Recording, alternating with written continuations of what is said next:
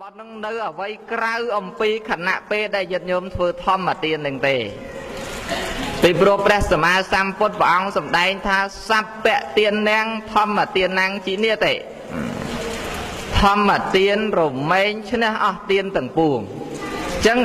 អាស្រ័យការស្ដាប់ពធព្រះសម្មាសម្ពុទ្ធនឹងទើបបានឈ្មោះថាជាការស្ដាប់ដ៏ប្រសើរចំណុចមួយទៀតគឺអបរាបរចេតនាចេតនាទី3នឹងហៅថាអបរាបរចេតនាគឺចេតនានៅខាងចុងនៅពេលដែលយើងគិតតែធ្វើបន់នៅពេលដែលយើងធ្វើបន់កំពុងតែធ្វើបន់នឹងឲ្យឈ្មោះថាចេតនា2គួបផ្សំគ្នាហើយប៉ុន្តែអត់ទាន់អស់កិច្ចនៅក្នុងបន់នឹងទេនៅចេតនាមួយទៀតហៅឈ្មោះថាអបរាបរចេតនាចេតនាខាងចុងក្នុងចំកោមចេតនា3នឹងបើប្រៀបធៀបទៅអបរាបរចេតនាជាចេតនាដ៏វិសេសមួយដែរពីព្រោះនៅពេលដែលយើងធ្វើបន់ហើយ4-10ថ្ងៃឬមួយខែកន្លះខែទៀតយើងនៅគិតឃើញរឿងបន់ដែលយើងធ្វើហ្នឹងប៉ុណ្ណាអូបានមកកាន់បិណ្ឌវត្តតាំងកសាំងខាងត្បូងចេះនឹកគិតដែរបានមកចូលកសាងសមិទ្ធិនានានៅវត្តតាំងកសាំងខាងត្បូងស្រាប់តែចិត្តរបស់យើងនឹងជ្រះថ្លាខណៈពេលដែលធ្វើចិត្តជ្រះថ្លាហើយប៉ុន្តែនៅពេលដែលធ្វើរួចហើយនឹងក៏ជ្រះថ្លាទៀតឲ្យឈ្មោះថាអបរាបរចេតនាអញ្ចឹងដើម្បីឲ្យបានបុណ្យកុសលនឹងព្រឹបឲ្យមានសភាពច្រើនឡើងគឺត្រូវមានចេតនា3នឹងគួបផ្សំគ្នាអ្វីត្បិតតែមនុស្សយើងកើតមកគឺត្រូវមានគេហៅថាមនុស្ស3ពួកមនុស្សទី1គេហៅថាមនុស្សរត់ញាតិញោមចាំហ្នឹងណា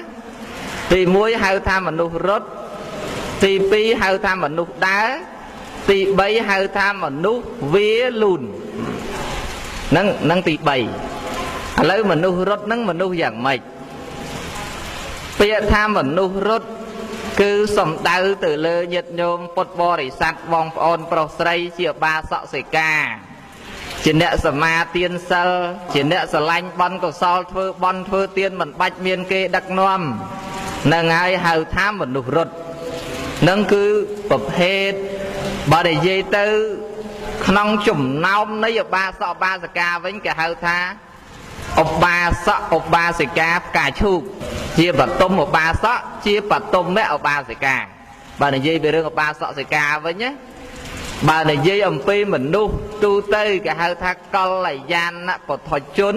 ឬកល្យាណមនុស្សដោយសារឯដែលអាស្រ័យយើងចេះធ្វើបន់ធ្វើទានមិនបាច់មានអ្នកណាដឹកនាំទេគឺមានចិត្តចង់ធ្វើដោយខ្លួនឯងហ្នឹងគេហៅថាមនុស្សរត់ចំណុចមួយទៀតគេហៅថាមនុស្សដើរមនុស្សដើរហ្នឹងជាប្រភេទលក្ខណៈទី2ដែលអាស្រ័យអីទាល់តែមានញាតិញោមពុទ្ធបរិស័ទដាក់ពោក្រាមហៅចម្រើនពោអញ្ជើញញាតិញោមមកចូលរួមនៅក្នុងពិធីបន់នៅវត្តអាត្មាថ្ងៃនេះវត្តអាត្មារៀបចំចាត់ចែងធ្វើបន់ឬក៏ថាបាសកសិកាដូចគ្នានឹងអញ្ជើញញាតិញោម